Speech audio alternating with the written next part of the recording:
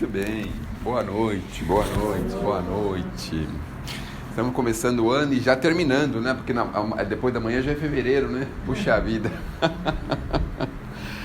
A gente às vezes dá uma, como é que se fala assim, uma escorregada no tempo, quando vai perceber o tempo passou, não é? Isso não acontece só com a gente, não. Normalmente acontece, a gente consegue reparar isso quando nós estamos no limite da outra vida, quando nós estamos chegando perto da outra vida. Tem um livro do Frederico Figner que se chama Voltei. Tem um codinome lá, é Irmão Jacó, não é? Ele não pôde usar o nome dele pessoal por causa de problemas lá com a família. E nesse livro, ele que foi diretor da Federação Espírita Brasileira, trabalhou em casa espírita, trabalhou na mediunidade, trabalhou de uma série de coisas. Quando ele se deparou com o outro lado da vida, ele ficou assim surpreso e ele acabou encontrando uma sentença interessante que serve para todos nós como um ensinamento. Ele pensou assim que ele poderia ter feito muito mais do que ele fez. Quando ele fala isso, ele explica pra gente que não é grandes sacrifícios, aquela coisa assim da pessoa tem que fazer um sacrifício muito grande, uma coisa muito pesada. Não, muitas vezes eram coisinhas mínimas, que a gente às vezes recalcitra, não quer fazer, não faz, deixa para depois não faz mais, e aí depois a gente olha para trás e fala, puxa, deixei de fazer tal e tal coisa, podia ter feito, não fiz, não é? Eu vou dar um exemplo para a gente entender. A gente vai fazer um passeio, vai numa cidade, aí a gente sabe lá que tem 10 lugares que a gente pode visitar, vamos imaginar, né? E aí a gente chega lá, aí desfaz a mala, e aí vai almoçar, aí descansa à tarde, aí no primeiro dia vai num lugar. Aí no segundo dia vai em 2 lugares. Aí quando termina o passeio, fala, pô, mas nós só fomos em 4, 5 lugares, dava ter em tantos lugares, a gente conhecer tanta coisa, e nós não conhecemos, não é? Então, a gente mais ou menos compara sob esse aspecto, porque aqui na Terra, a todos os momentos nós temos oportunidade. Temos oportunidades renovadas dia após dia de fazermos alguma coisa a mais. E quando ele fala alguma coisa a mais, não é simples a fazeres, as coisas necessárias que nós precisamos fazer no nosso dia a dia, porque essas a gente tem que fazer mesmo. Mas são aquelas coisas que são a mais, que estão fora desse contexto. Isso nós precisamos estar sempre muito bem atento. É claro, vai escapar das nossas mãos, não é? Nós vamos ficar às vezes embaraçados com alguma coisa, extremamente cansados, ou alguma coisa pode acontecer na intercorrência. Mas nós precisamos estar atentos, porque nós jogamos muitas oportunidades dessa fora. Ele relata isso, talvez para nos ensinar, de que nós podemos nos ativar sempre um pouquinho mais. Sempre um pouquinho mais dá para fazer. Então, que nós possamos ter sempre essa diretriz de fazer um pouquinho mais. Mas ele não fala só isso no livro. Olha, é um livro fantástico. Tem uma sentença que ele faz também, que ele diz que a beleza do plano espiritual é indescritível. Ele não consegue descrever. As cores são diferentes, são palpitantes, são cores muito, muito intensas e diferentes. Os formatos, as formas, as construções. Existem construções no mundo espiritual. Então ele fala algumas coisas assim que são muito interessantes. Ele faz uma passagem, um relato de tudo que ele está mais ou menos vivendo no plano espiritual com a sua chegada. E em algumas etapas do livro é interessante porque ele precisa receber um socorro espiritual. A gente se acha autossuficiente, não é? Mas olha, trabalhou na mediunidade, foi presidente da Federação Brasileira, fez tanta coisa. E na parte material ele também teve uma grande projeção, porque na parte material ele era dono de uma casa chamada Casa Edison, lá no Rio de Janeiro, que me parece que existe até hoje essa casa, Casa Edison. E nessa Casa Edison ele trazia as novidades americanas. Então ele trouxe o gramofone, trouxe a lâmpada elétrica, na Casa Edison vendia essas coisas, né? E ele foi amigo pessoal do Thomas Edison, olha só. Então na parte material ele também teve um certo destaque, né? E mesmo assim, ele precisou de um socorro. E quem é que veio socorrer? Veio socorrer a filha, aquela mesma filha que ele teve um encontro, né? Foi um encontro assim interessante, porque ele não acreditava em nada. É mais ou menos como nós somos, assim, a gente não acredita em nada, certo? A gente às vezes frequenta uma casa religiosa meio por conveniência. Porque no fundo acontece isso. Eu estava pensando a esse respeito. Aí eu conheço gente que tem 20, 30, 40, 50 anos de casa espírita. E aí algum palácio aqui de São Paulo fala assim: agora você tem que ficar em casa, e ele fica. Olha só como que nós somos. Mas escuta, como é que você é desse jeito? É desse jeito. Aí você lembra lá atrás, esses dias eu estava ouvindo, vamos relaxar um pouco, né? Estava ouvindo uma conversa de como surgiram os templários. Templários hoje desvirtuou um pouquinho, porque eles mantêm uma tradição, mas os templários hoje são alguns jovens que andam nos ônibus de cor pequenininho, está escrito lá Templários do Senhor, eles andam com umas botas, assim, com umas espadas, umas coisas assim. A gente não conseguia entender o que era aquilo. Eu escutei uma coisa a respeito deles, que eu achei muito interessante. Os muçulmanos tomaram conta praticamente do mundo e de Portugal. E aí os portugueses os franceses conseguiram retomar uma parte de Jerusalém. E os cristãos começavam a ir para Jerusalém, mas como os muçulmanos não se davam por vencidos, eles ficavam nas estradas, nos caminhos, atacando os cristãos para não deixarem eles chegarem em Jerusalém. Aí um grupo de nobres, incentivado pelo Papa, criou uma espécie de exército, que são esses templários. E o Papa determinou que eles não podiam jamais recuar. Então, eles iam defendendo os cristãos, as peregrinações, as caravanas daquele pessoal, e se fossem atacados, eles tinham que lutar até a morte. E aí eles começaram a ser conhecidos como os terríveis do deserto, vamos dizer assim, porque eles não paravam enquanto não morriam. E os outros recuavam, né? Veja só, os muçulmanos, até eles recuavam. Então eles ganharam essa fama. E depois a coisa continuou, né? Obviamente, a coisa se acalmou e tal, e no fim, hoje tem uma tradiçãozinha, eles não fazem mais isso, mas eles andam meio paramentados, a gente não entendia muito bem. Mas eles lutavam para que os cristãos pudessem visitar a Cidade Santa, até a morte, quer dizer, veio para cima, só vai conseguir vencer se matar todo mundo, senão não vence. E normalmente eles não conseguiam. Então um grupinho pequenininho que depois cresceu, ficou desse jeito, ficou famoso desse jeito, e eles eram autorizados pelo Papa. Aí eu fiquei pensando também uma outra coisa. Aí o Cristo fala assim: bom, eu preciso de alguém lá na terra, nesse período difícil que tem uma pessoa nos palácios aí mandando ficar em casa, mas quem é que eu vou escolher para trabalhar, né? Então normalmente ele acabou escolhendo os mais grosseirão, né? Aqueles mais assim, né? Os mais endividados, os mais grosseirão, aqueles pessoal assim bem, né? Porque o pessoal que estava muito ligado com a espiritualidade, muito elevado espiritualmente, eles tiveram que se resguardar, porque senão já viu, né? Podia ser pior, né? Então eu fiquei pensando nessa questão do Cristo, e eu fiquei pensando, puxa, no momento que a gente mais precisa, não é? O Cristo pensa, puxa, eu preciso consolar meus filhos, preciso ajudá-los, preciso dar oportunidade, preciso levantá-los, preciso dar oportunidades. E para quem que eu vou pedir isso, meu Deus do céu?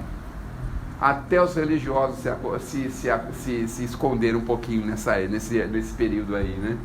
E aí eu lembrei dos templários e lembrei do Cristo quando precisa da gente. Aí a gente não pode estranhar, porque às vezes os benfeitores espirituais não acham mais ninguém. Porque os cristãos estão assistindo Netflix, estão em casa, estão sossegados, está chovendo, né? Está garoando, né? E eles têm que tem que procurar outra pessoa para ajudar, né? E às vezes consegue achar alguém assim bem, sabe? Bem, que não está nem aí para essas coisas e está à disposição, né? Ele tem lá uns defeitinhos dele, os vícios dele, os problemas dele, mas é esse aí que tem que ser, vai ser qual? Não tem jeito, né? Tem que ser esses aí, não tem jeito, né? Então o Frederico foi ajudado pela filha, depois pelo Bezerra de Menezes, e teve mais 1 ou 2 espíritos que o ajudaram. Ele descreve como foi o desencarne dele, é muito interessante, são 20 capítulos esse livro. Dá para ler um capítulo por dia sossegado, muito gostosinho de ler. Aí você vai vendo mais ou menos como que o plano espiritual trabalha.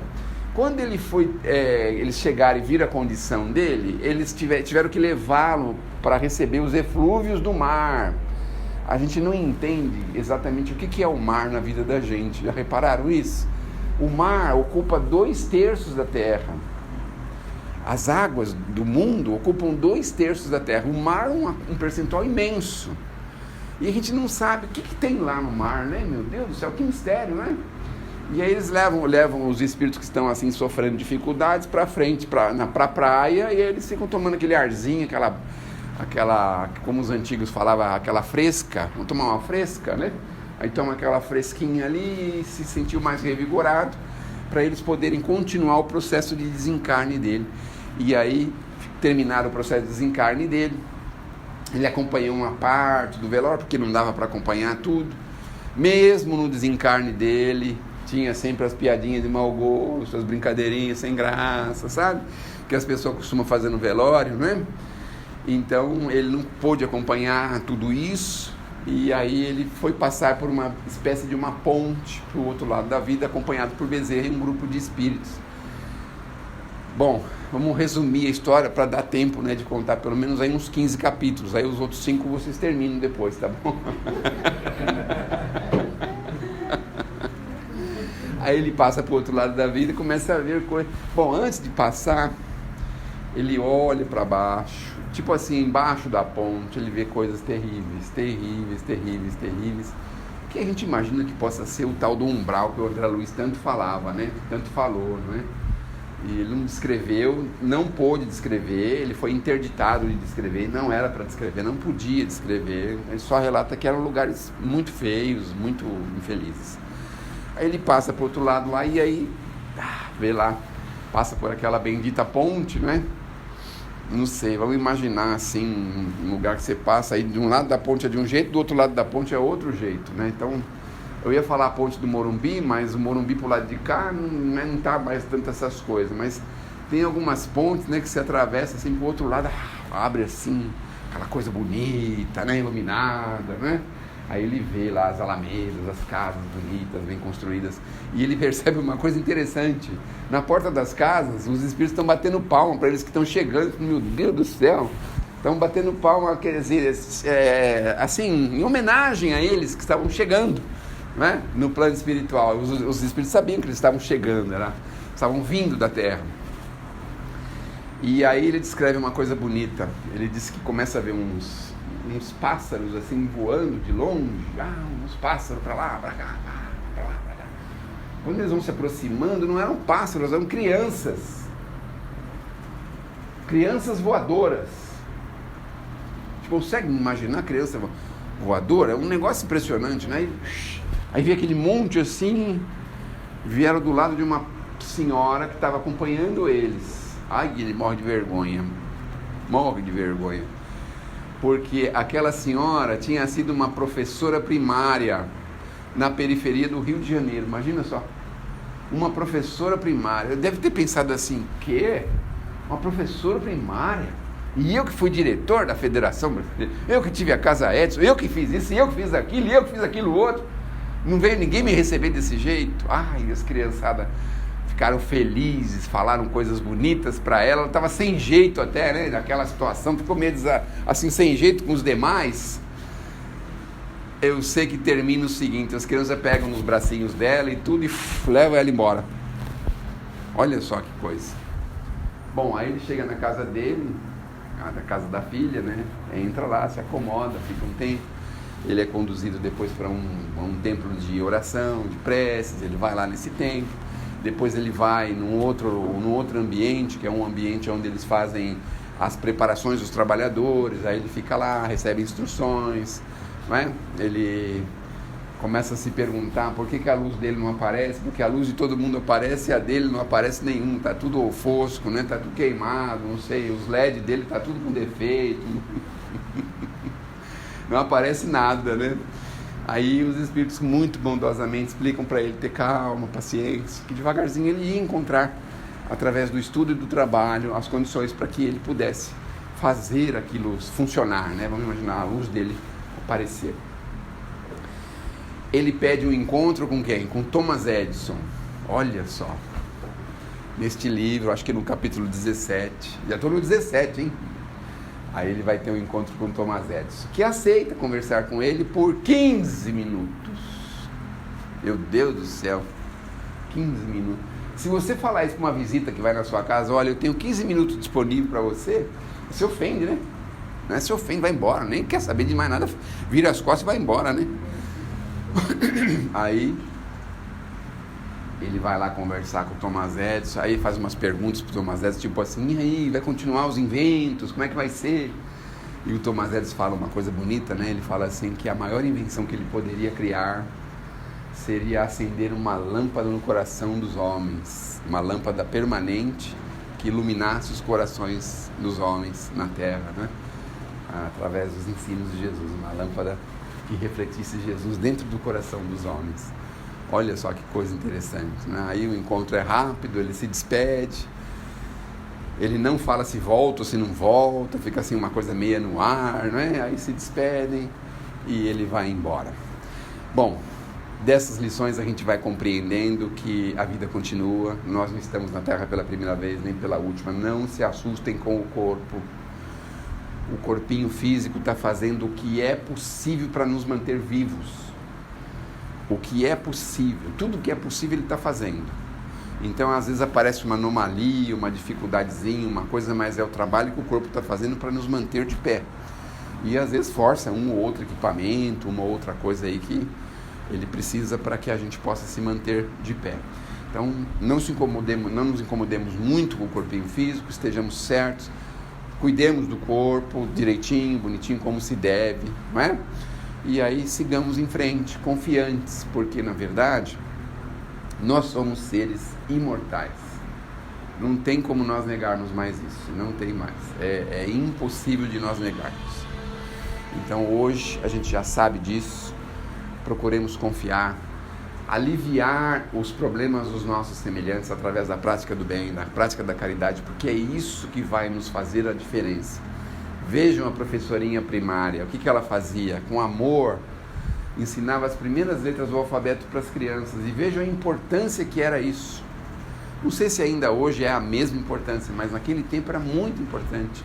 E uma professorinha primária, a gente hoje talvez não tenha toda a relevância que tinha no nosso tempo, né? Nós que temos cabelinho branco, porque no nosso tempo elas vinham, às vezes punham a mãozinha na mão da gente para fazer os desenhos das letras, e aquela paciência infinita, não é que a gente errava dezenas, centenas de vezes alguma coisa.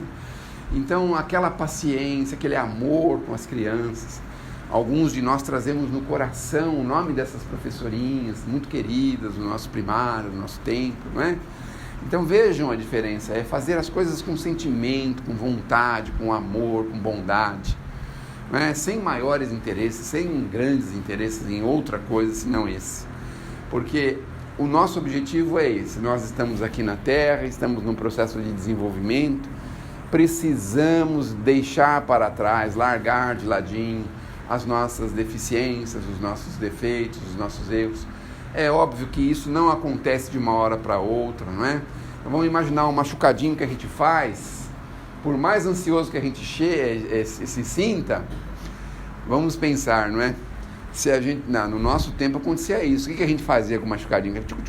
Até arrancar a casca, né? Então não adianta, ela tem que cair sozinha, não é assim que a gente lembra, sabia, mas a gente ficava ansioso, ficava cutucando a casquinha até ela sair, não é? Então tem que deixar ela sair sozinha, com calma, com jeitinho, e nós vamos nos corrigindo e nos melhorando. Mas isso só acontece com exercícios. Como é que a gente pode se melhorar se a gente não fizer nada por isso? Ah, mas como é que eu vou fazer? Você tem dúvida? Estude um pouquinho, leia um pouquinho, veja alguma coisa que possa te motivar. Ah, eu tenho afinidade com tal situação, vai lá naquilo que você tem afinidade, faz aquilo que você gosta. Ah, vai em busca dessas coisinhas que a gente gosta e que a gente poderia ser útil em alguma coisa. Ter aquela visão sempre cada vez maior de buscarmos a utilidade das coisas. Aonde nós podemos ser úteis em determinado momento, em determinada situação. Então, dentro de casa, na rua, às vezes com um transeunte, às vezes com um funcionário público, com alguma coisa. Se nós temos um cargo público, por exemplo, poxa, nós temos uma riqueza na mão. Nós estamos ali para servir as pessoas e servir com entendimento, com carinho, com atenção. Não pelo salário, pela estabilidade, nada disso, mas pela prática da caridade mais pura. Se nós conseguirmos ter essa ideia, essa visão, nossa, aquele trabalho é para a gente um trampolim para a evolução. O Chico falava isso, o trabalho público é suscetível de nos projetar para uma situação muito intensa e muito grande. Acontece que a gente chega lá, fica se apegando a coisinhas pequenas e fica se apegando a problemas e coisas assim, a malcriação das pessoas. A gente fica se apegando a um monte de coisa, né? Aquela guerrinha que às vezes tem dentro da repartição, e a gente esquece que nós estamos lá por um bem maior. Se nós fazemos parte de um trabalho particular, de uma empresa particular, também doarmos o que for possível de nós, dedicarmos a nossa atenção, o nosso carinho, com boa vontade, com boa intenção, de boa fé, né? Tirar de lado aquela ideia, mas ele vai ficar cada vez mais rico, ele é isso, ele é aquilo, tira de lado. Ele está sendo útil, está te dando uma possibilidade de trabalho, um ganho, uma dignidade. Então, em qualquer direção que a gente possa ir, nós precisamos pensar assim, pensar que nós precisamos fazer sempre o nosso melhor. Esse é o que nós precisamos fazer. No trabalho público, no trabalho particular, não importa onde nós estivermos. Muito bem, e como Frederico Figner, não é? Por essa trajetória que ele tem lá, que nos mostrou aí como é que foi o seu desencarne, detalhes, não é? Detalhes de como que isso acontece, se a gente tem curiosidade. Às vezes a gente perdeu um ente querido, a gente tem o coraçãozinho apertado, foi um filho, um irmão, um marido, uma esposa, um esposo. O Frederico mostra pra gente as etapas, é muito interessante. Não é só dos espíritas, tem todo quanto é tipo de pessoas que estão junto com ele nessa caravana. Ele demonstra de algumas pessoas como que foi, fala alguma coisa sobre isso, é muito interessante. E se a gente quiser saber mais também, tem lá no livro Céu e Inferno, na segunda parte, nós temos diversos relatos, né, de pessoas que desencarnaram, em que condição desencarnou, como que desencarnou. Tem relatos de pessoas que foram por doença, acidente, que tinham recurso, que não tinham recurso. Na época tinha até nobres, né, reis, rainhas, nobres da época. Tinha também aqueles em condição diferente, em condição menor. Então a gente vai ter uma noção muito clara e nós vamos entender que o nosso corpinho é um instrumento, é um mero instrumento. Então, assim, no meu caso, lá na minha casa, às vezes quando eu vou consertar alguma coisa lá, eu pego a chave de fenda, toda vez eu pego a mesma chave de fenda e ela está quebradinha no meio e dá um trabalho para soltar o parafuso lascado. Então, mesmo sendo um instrumento assim, meio estragadinho, né? Meio atrapalhadinho, meio assim, mas que pode ser útil, né? Para alguma coisa, útil em alguma circunstância, útil com alguma situação. Que Deus nos abençoe, que Jesus nos ilumine, que possamos ter aqui a melhor assistência espiritual. Muito obrigado pelo convite, muito obrigado pela presença e vamos em frente.